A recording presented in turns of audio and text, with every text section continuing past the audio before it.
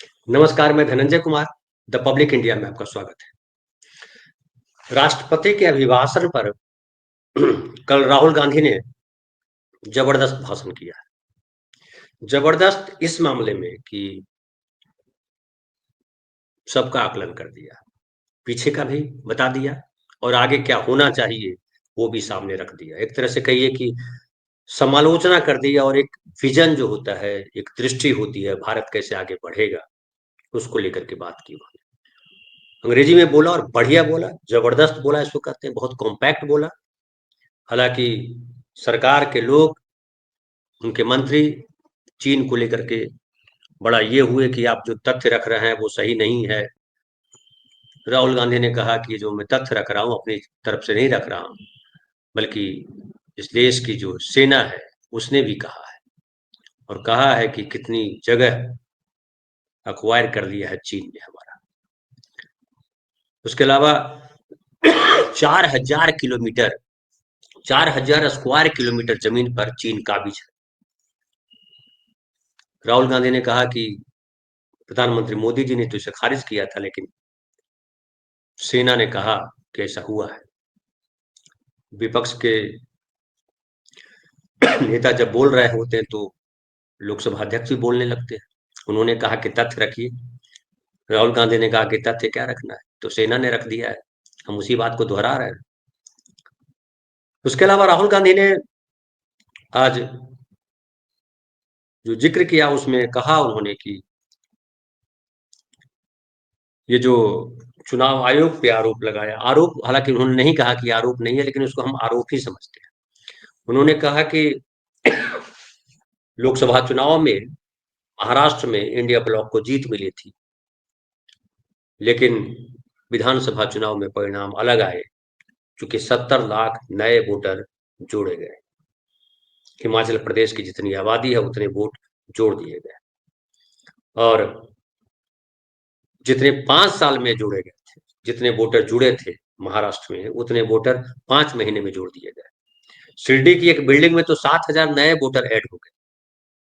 और उन्होंने कहा कि ये केवल आरोप नहीं है, कोई आरोप नहीं लगा रहा हूं, बल्कि ये कहना चाह रहा हूं कि कहीं ना कहीं दिक्कत है, और हमने चुनाव आयोग से लोकसभा की वोटर लिस्ट, नाम और पता देने की मांग की है।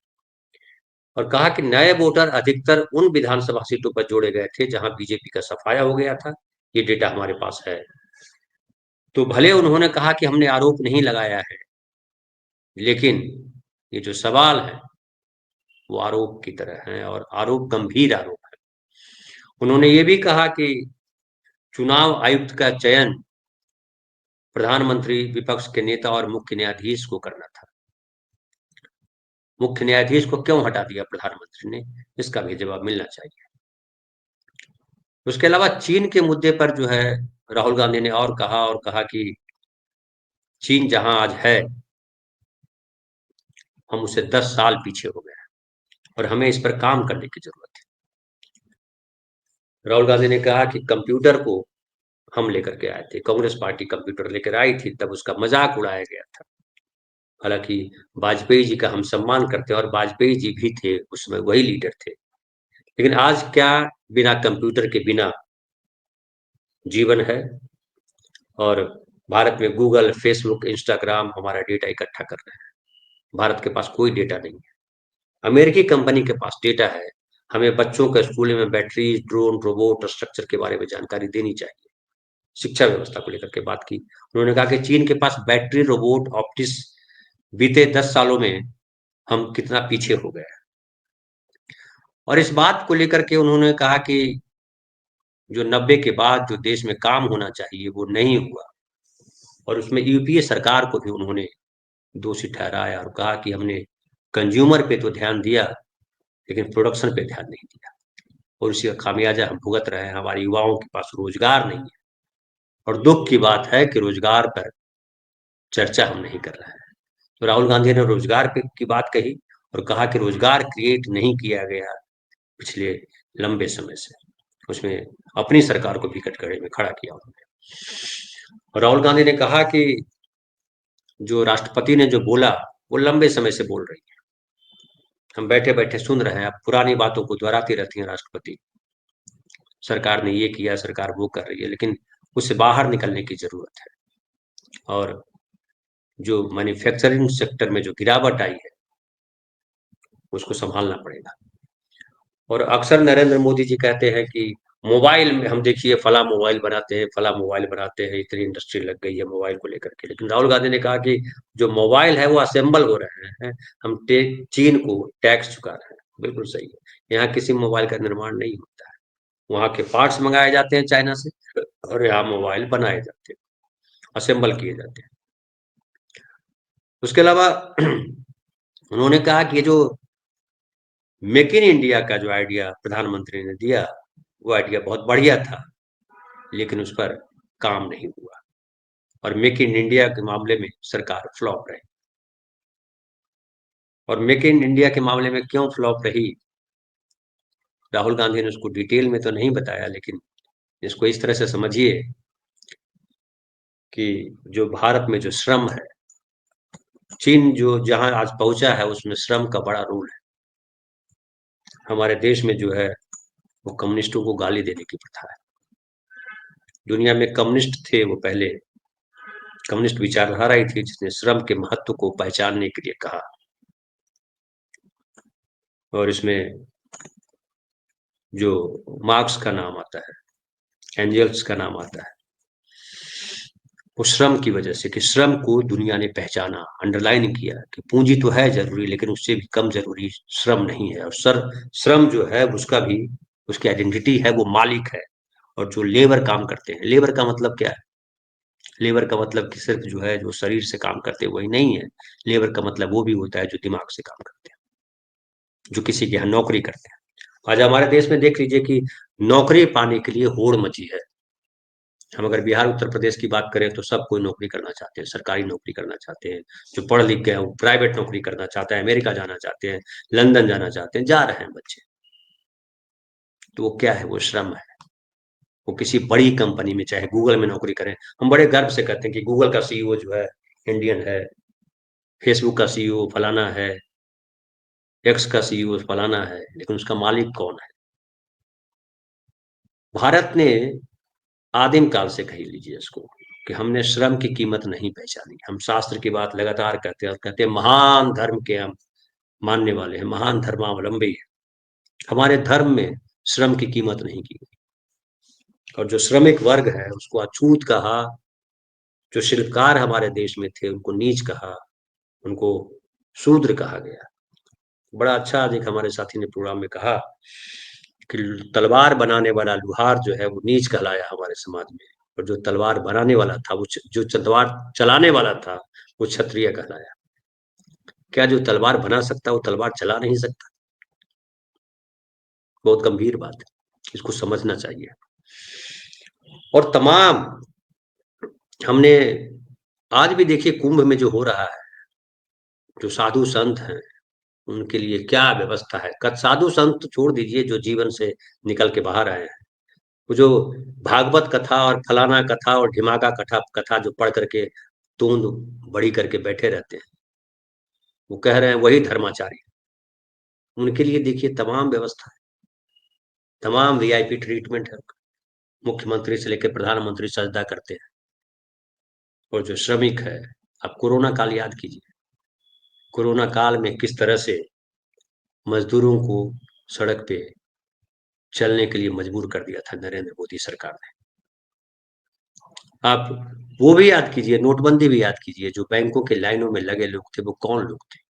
वो श्रमिक थे, नौकरी पेशा लोग थे, बिजनेस कर छोटे मोटे व्यापार करने वाले लोग थे, जो बड़ी मेहनत मशक्कत से पैसे कमाते हैं, भविष्य के लिए बैंकों में जमा करते हैं। क्या हश्र हुआ था उनका? कुंभ में देख लीजिए, कुंभ में जो आम लोग जो आ रहे हैं वो कौन है? वो मेहनत मशक्कत करने वाले लोग हैं। क्या कीमत है उनकी? भेड़ बकरी कीड़े मकोड़े जैसी स्थिति है। संसद में राहुल गांधी के बोलने से पहले इस पर बड़ी चर्चा हुई, बड़े हंगामा भी हुआ, और लोगों ने कहा कि महाकुंभ में जो लोग मारे गए हैं उनकी उनके आंकड़े बताइए, उनके नंबर दीजिए। लेकिन नंबर बताना, डेटा देना, जो राहुल गांधी ने कहा कि डेटा हमारे पास नहीं है, डेटा देने का रिवाज ही नहीं है। डेटा आता है तो मुंह से जो निकल गया, इतने करोड़ लोगों ने कल जो है 3 तारीख थी और 3 तारीख को अमृत स्नान हुआ बसंत पंचमी के अवसर पे। कह दिया गया कि 2.5-3 करोड़ लोगों ने स्नान किया, लेकिन कितने लोग मारे गए उसकी गिनती आज तक सरकार नहीं बता पाई। कल भी हमने बात की थी कि डेड बॉडीज के लिए लाइन लगी हुई है, लोग मांग रहे हैं कि हमें डेड बॉडीज दे दीजिए। लोग भटक रहे हैं, उनको पता नहीं है कि डेड बॉडी उनकी है या नहीं है। कितने लोग पता नहीं कहाँ कहाँ खो गए। राम गोपाल यादव जो है वो राज्यसभा के मेंबर हैं समाजवादी पार्टी के, उन्होंने तो कहा कि 1000 से ज्यादा लोग मारे गए। अब कितने लोग मारे गए इसकी गणना कौन करे? सरकार के पास गणना होनी चाहिए थी। बाकी तो लोग जो देखा उन्होंने वो बताया, अपना अपना अनुभव कहा। हो सकता है कुछ बढ़ा चढ़ा के भी कहा गया हो सकता है बहुत सारी जानकारियां गुम है, गायब है। ये काम सरकार का होता है कि सरकार सारी जानकारियां आम आदमी के सामने रखे, क्योंकि ये सरकार जो है आम आदमी चुनते हैं। आम आदमी इस देश के मालिक है। लेकिन जब से बीजेपी सरकार आई है, आम आदमी की हैसियत किनारे खड़े उन दर्शकों की तरह कर दी गई है, उन प्रजा की तरह कर दी गई है कि प्रभु जो देंगे, प्रभु मतलब नरेंद्र मोदी जी, आदित्यनाथ जी, वो हाथ फैला के ले लो और उनके गुण गाते हुए निकल लो। 5 किलो अनाज मिल रहा है, 1500 रुपए मिल रहे हैं, लेकिन बदले में आपसे क्या क्या छीना जा रहा है वो आपको दिखाई नहीं पड़ रहा है। आपसे छीना जा रहा है आपका स्वाभिमान, आपसे छीनी जा रही है आपकी नौकरी, आपका रोजगार, आपसे छीनी जा रही है आपकी शिक्षा, आपसे छीना जा रहा है आपका स्वास्थ्य। सबका भी बजट पेश हुआ, बजट में सब जो है शिक्षा और स्वास्थ्य पे सबसे कम बजट खर्च किया जा रहा है। ये आम आदमी को चिंता नहीं है, तो ये दुर्भाग्य की बात है, बहुत बड़ी विडंबना है। हम लोग कहीं चर्चा में बैठे हुए तो बता रहे थे हमारे एक साथी की कुछ फर्क नहीं पड़ने वाला है। कुंभ में इतने लोग मारे गए, इतने पीड़ित प्रताड़ित हैं, गुस्सा जता रहे हैं, लेकिन जब वोट देने का वक्त आता है तो फिर देखिए अभी कुंभ में कितने लोग आ गए। और सबसे बड़ी त्रासदी कोरोना काल में थी, सारे दलित वंचित समाज के लोग जो सड़कों पर थे, चलने के लिए मजबूर थे। ढेर सारे लोग पैदल चल के मारे गए, कुछ कुछ एक्सीडेंट में मारे गए, कुछ क्या क्या नहीं हुआ, इतनी प्रताड़ना झेली। लेकिन सरकार आई फिर नरेंद्र मोदी जी की। हालांकि राहुल गांधी ने कहा कि जो नरेंद्र मोदी 400 पार जाकर के संविधान को बदलना चाहते थे, इस देश के नागरिकों ने उनको संविधान को सर माथे लगाने पे मजबूर कर दिया। 240 ही सीटें दी। राहुल गांधी ने ये भी याद दिलाया। तो राहुल गांधी ने वो, हम लोग जिस तरह की भाषा में बात करते हैं पत्रकार, राहुल गांधी शायद नहीं कर सकते हैं, क्योंकि नागरिकों का सम्मान जरूरी है और जो फैसला है नागरिकों का उसका सम्मान जरूरी है। कई लोग कहते हैं कि जो चुनाव आयोग कर रहा है उसके खिलाफ मुखर होकर के बोलना चाहिए। राहुल गांधी की इस भाषा को मुझे बड़ा अच्छा लगा कि उन्होंने कहा कि हम आरोप नहीं लगा रहे, ये उस संवैधानिक संस्था के प्रति सम्मान है। क्योंकि अगर संवैधानिक संस्थाओं को बदनाम कर देंगे, जिसे बदनाम किया गया इस देश में कि जो सरकारी नौकरी करने वाले लोग हैं सब चोर हैं, सरकारी संस्थान है तो उसमें करप्शन है, उसमें काम नहीं होगा, गड़बड़ काम होगा, ये प्रचारित कर दिया गया। नतीजा क्या हुआ है कि प्राइवेटाइजेशन जब होगा, तो प्राइवेट जब होगा तो इन लोग के दिमाग ठीक हो जाएंगे। हमारे एक साथी बता रहे थे, लेबर यूनियन के लिए काम करते हैं, बता रहे थे कि जब ग्लोबलाइजेशन आया, निजीकरण हो रहा था, तो जो ऑर्गेनाइजेशन थे, श्रमिक ऑर्गेनाइजेशन थे, जो लेबर यूनियंस थे, उन लोगों ने विरोध नहीं किया और उन्होंने कहा कि बड़े बड़े पदों पर ये जो लोग बैठे हैं सरकारी नौकरियों में, उनको समझ में आएगा जब निजीकरण होगा। लेकिन वो चूक गए, वो गलत सोच रहे थे। निजीकरण में भी वही जाके बैठ गए, चूंकि निजीकरण में शिक्षा बड़ी इंपॉर्टेंट हो जाती है, तकनीकी शिक्षा। और तकनीकी शिक्षा वही पाएगा जिसके पास पैसे हैं। जिसके पास पैसे नहीं है वो अपने बच्चों को पढ़ा नहीं सकता, खुद पढ़ नहीं सकता। और वही हुआ। शिक्षा इतनी दूर कर दी गई। Private colleges, engineering college, medical college, तमाम, अब तो स्कूल भी सब प्राइवेट ही ज्यादातर। जो सरकारी स्कूलों में बच्चे पढ़ते हैं उनको देखिए क्या हालत है। ये जो फौज दिखती है बेरोजगारों की, ज्यादातर उन्हीं कॉलेज स्कूलों कॉलेजों के बच्चे हैं जो सरकारी कॉलेजों स्कूलों में पढ़ रहे हैं, क्योंकि वहां पे सुनियोजित तरीके से उन स्कूलों को, सरकारी संस्थानों को खत्म किया गया। चुनाव आयोग भी सरकारी संस्थान तो नहीं है, लेकिन संवैधानिक संस्थान है, और संवैधानिक संस्थान को बदनाम करने का मतलब होता है संविधान को आरोप लगाना। संविधान में कहीं ये प्रोविजन नहीं है कि चुनाव आयोग किसी का पक्ष ले। लेकिन राहुल गांधी ने जिस तरह उंगली उठाई है कि प्रधानमंत्री ने किस आधार पर चीफ जस्टिस ऑफ इंडिया को कमेटी से बाहर कर दिया, प्रधानमंत्री पे सवाल उठाया है, नरेंद्र मोदी जी पर सवाल उठाया है, और सवाल उठाया जाना चाहिए, क्योंकि पिछले 11 सालों में तमाम बातें तो बड़ी बड़ी करते हैं, आदर्श की बातें करते हैं, धर्म की बात करते हैं। आपने उस दिन देखा होगा कि मैंने चर्चा भी की कि प्रधानमंत्री जिस दिन संसद का बजट सत्र शुरू हो रहा था, उस दिन उन्होंने राष्ट्रपति का जो अभिभाषण हुआ उसके पहले बाहर जो प्रेस को संबोधित किया, उन्होंने उसमें कहा कि लक्ष्मी माता की कृपा से हमारा देश समृद्धि करे, ऐसी हम प्रार्थना करते हैं। हमने उस समय भी कहा था और मंत्र भी पढ़ा हुआ था, ये देश आगे बढ़ेगा, लक्ष्मी माता की कितनी कृपा है वो तो हम देख ही रहे हैं, सदियों से देख रहे हैं लक्ष्मी माता की कृपा। लेकिन श्रम की कृपा से चाइना बहुत आगे चला गया, और श्रम को अगर आगे भी हम पहचानेंगे नहीं तो हम आगे नहीं जा पाएंगे, हम अभी और गटर की तरफ जाएंगे। गटर मीडिया लगा ही है गटर में धकेलने में। और देखिए फोर्ब्स मैगजीन ने जो दुनिया की तस्वीर दी है कि जीडीपी का क्या हाल है। नरेंद्र मोदी जी भले कहते रहे कि तीसरी या पांचवी अर्थव्यवस्था है, तीसरी बनने जा रहे हैं, लेकिन 10 देशों में कहीं गिनती नहीं है भारत की। दुनिया की जो बड़ी अर्थव्यवस्था है 10 में कहीं भारत नहीं है। आखिरी देश इजरायल है जो छोटा सा देश है, सबसे ऊपर अमेरिका है, उसके बाद चीन है, रसिया है, भारत नहीं है। और ये जो देश के जो बड़ा वर्ग है, जो श्रमिक वर्ग है, वो गटर मीडिया को ज्यादा सुनते हैं, या उनको लगता है हिंदू हो जाना बहुत अनिवार्य है बनस्पत इसके कि हमारे यहाँ स्कूल हो, कॉलेज हो, और उनको जगाने भी का कभी काम उस तरह से हुआ नहीं। और जो दलित वंचित समाज के नायक हुए, उनको या तो उस जाति विशेष का नायक बना के छोड़ दिया गया। समझिए बाबा साहब भीमराव अम्बेडकर, बाबा साहब भीमराव अम्बेडकर, उन्होंने जो संविधान लिखा वो पूरे देश के लिए, पूरी दुनिया के लिए, और उनको दलितों का नेता कहा जाता है, दलितों का नायक दलित भी मानते हैं कि हमारे नेता है। लेकिन गांधी हो या नेहरू हो या और कोई लोग हो, सरदार वल्लभ भाई पटेल हो, उनको जाति का नेता माना जाता है, उनको पूरे भारतवर्ष का नेता माना जाता है। क्यों? ये भी एक विचार का प्रश्न है, विचार का विषय है। और जो बाबा साहब अम्बेडकर ने जो संविधान लिखा उसमें महिलाओं को बराबरी का दर्जा दिया। महिलाओं की बात मैं विशेष तौर पे कर रहा हूँ। महिलाएं चाहे वो गरीब परिवार की थी या महिलाएं चाहे वो संपन्न परिवार की थी, वो सब प्रताड़ित थी, पीड़ित थी। अब गौर कीजिए कि ये बीजेपी वाले लोग अक्सर भारत माता की जय, उस पर नेहरू ने बड़ा अच्छा कहा था उस वक्त कि भारत माता कोई मूर्ति नहीं है, कोई तस्वीर नहीं है, भारत माता इस देश के नागरिक है। लेकिन बीजेपी के नेता जो है वो प्रधानमंत्री से लेकर तमाम भारत माता की जय के नारे लगाते हैं। मैंने देखा है कि बाबा जो प्रवचन देता है वो कहता है कि माँ सर्वोपरि है। क्या माँ को झुटलाओगे आप? बिल्कुल नहीं झुटलाएंगे। तो संस्कृत में श्लोक लिखा ही गया है, जननी जन्मभूमि से स्वर्गादपि गरीयसी। मातृभूमि और माँ स्वर्ग से महान है, और उसका पालन करते हैं हम सब।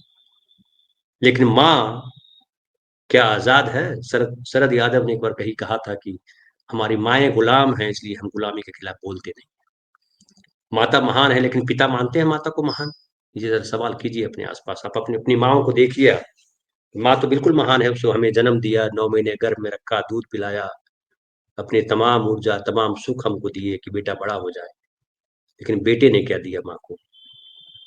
पति ने क्या दिया पत्नी को? पत्नी ने जिसे पति परमेश्वर माना, भगवान का दर्जा दिया, उस पति ने क्या दिया उस पत्नी को?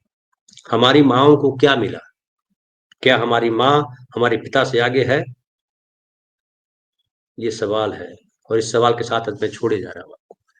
तो राहुल गांधी जो बात कर रहे हैं, बहुत इंटेलिजेंट बात कर रहे हैं। 5 तारीख को यानी कल वो आ रहे हैं, पटना वापस आ रहे हैं, और पटना में वो जो है जयलाल चौधरी जी हैं, थे हमारे स्वतंत्रता सेनानी थे और पासी समाज के थे। उनका उनकी जयंती है 5 तारीख को, और राहुल गांधी यहाँ पधार रहे हैं। जो दलित वंचित समाज है, उनके नायकों को भी पहचानने की ज़रूरत है। लोगों को लगता है कि लड़ाई में सिर्फ जो है सवर्ण थे, ऐसा नहीं है। हम किसी दिन जयपाल मुंडा जो है आदिवासी समाज के बड़े नेता हुए, उनके अब ज़िक्र करेंगे। ऐसे लोगों का, ऐसे नायकों का, जो ढेर सारे नायक हैं हमारे आज़ादी के। बीजेपी एक बात कहती है, वो मुझे कई दफ़ा ठीक लगती है, खाली आज़ादी की वजह, आज़ादी खाली गांधी की वजह से नहीं आई। गांधी नेता थे, लेकिन गांधी की पूरी दिशा थी, गांधी तय कर रहे थे सब बहुत कुछ। लेकिन उनके साथ बहुत सारे लोग थे, हर समाज के लोग थे। उन समाज के नायकों को हमने अब तक पहचाना नहीं है। राहुल गांधी उनकी पहचान करवा रहे हैं, ये बड़ी अच्छी बात है। बहुत-बहुत धन्यवाद। कल फिर बात करेंगे किसी नए विषय पर।